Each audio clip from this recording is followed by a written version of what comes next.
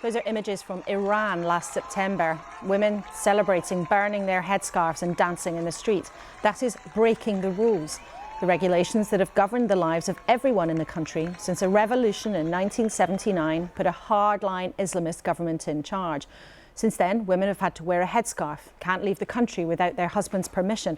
They're not even allowed to go to the football. But dissent burst into the open when, in the autumn, a 22-year-old woman, Mahsa Amini, died after being arrested by the morality police in Iran.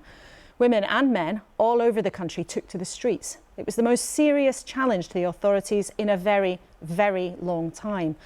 But the government's answer was a brutal crackdown. Yet many ordinary men and women are determined to keep fighting for a better way of life. One of those people is Hollywood star Nazanin Boniadi. Her family fled Iran when she was a tiny baby. But far from being content with starring in the Rings of Power, Homeland or How I Met Your Mother on screen, she spends her time campaigning to try to bring more freedoms to Iran. And I'm delighted that she is here with us in the studio today. Nazanin, welcome, and thank you for giving us your time. We are now more than 6 months on from the beginning of the start of these protests. What can you tell us about daily life for women in Iran right now? Well, I just spoke to a prominent dissident just yesterday, female dissident inside Iran. And as you know, girls are still experiencing gas attacks in schools, just yesterday in Tehran and Mashhad. So it's continuing. And this is really in order for the Islamic Republic to uphold these entrenched systems of power that have segregated and oppressed women for 44 years, to deny them, these girls, the rights to health, the right to education, and the rights to dissent. And I think we can see some images here of some of this going on in the streets. I mean, it seems so shocking that, as we can see there, girls are being gassed in the streets in the country in which they live. It's so disturbing.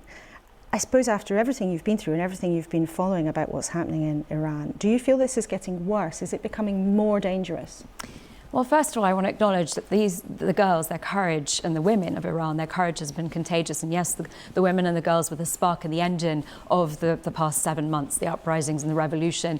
But what they've managed to do is they've galvanized Iranian society at large to understand the intersectionality of gender equality and every other basic human right. And so it really has become a pro-democracy revolution. But we are failing the Iranian people. We really need to stand unequivocally by them in a similar way that we did in a unified and immediate way against Putin in Ukraine. We haven't done that for the people of Iran against the Islamic Republic. When you speak to Western leaders, though, what do they tell you? I know you've been at the UN, you've been right around the world campaigning on this. You know, when you ask the Iranian government about it, they say, well, Iran's an Islamic country. These are our conservative values. So what do you hear from Western leaders when they've given that answer to the international community? What do Western leaders then say to you? Well, the Islamic Republic has been very good at selling this point of these are cultural differences. The people of Iran are risking their lives to prove and debunk this idea that they've been fed, that the world has been fed. The Western world should understand that the Iranian people are risking their lives to stand up for their rights against this oppression.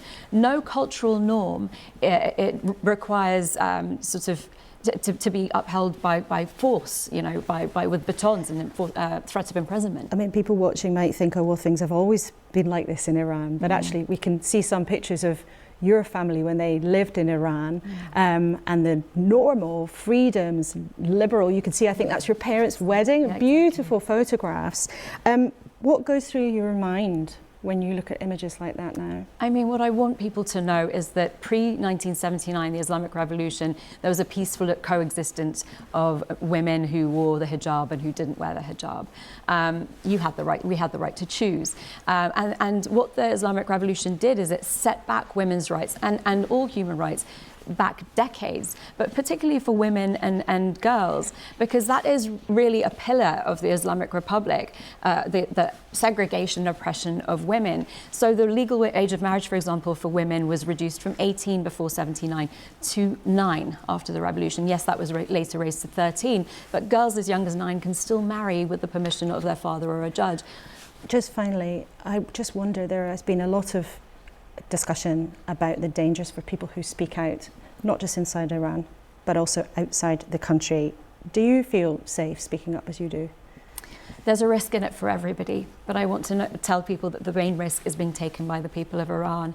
And so I will continue my fight. And I want to urge people to support the legal definition of gender apartheid in international law. We're trying to get it defined in international law.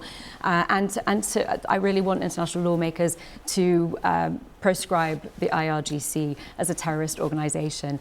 This is very important because of their nefarious activities, not only in the region and against the Iranian people, but because of right here in the UK, people's lives, British people's lives are in danger by the IRGC. Okay, Nazanin, thank you so much for coming in and telling us about your work. It's been great to have you here this morning. Thank you.